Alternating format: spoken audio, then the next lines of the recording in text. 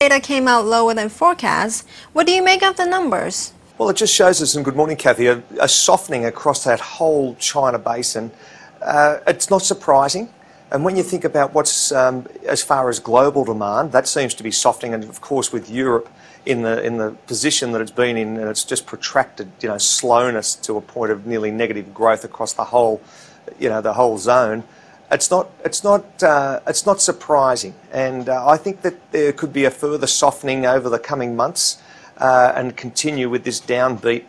I'm looking for where we're going to see the growth, and it seems to be very, very soft, certainly soft in Australia, and I think across pretty much most of the world at the moment. So yeah, quite normal, and I think it just had to happen. We had huge growth over for many, many years, and it's just a realisation that you just can't keep on going. What are the implications for policies in China? I don't know. See, when you delve into shadow banking and the whole framework around it, it's very, very hard to curtail. And it's a structural shift that needs to come from the top down, but also from the bottom up. And people need to appreciate it and understand what the regulatory compliance issues regarding it.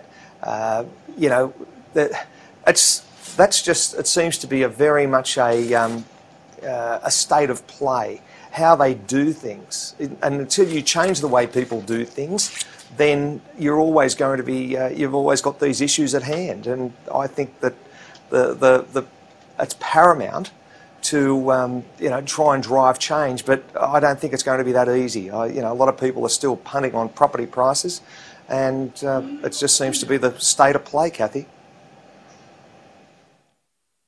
How should investors position on a slow growth China?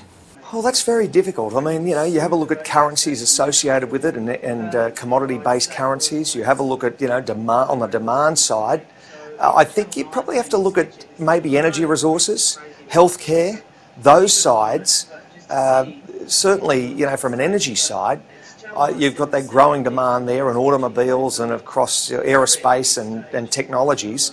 I think you really have to be focused along that sort of that mindset. I'm sure with the ongoing demand across from gasoline and of course distillates, I think you're going to see more demand through the natural gas space, and they've certainly got major issues over there, of course, with pollution and so on.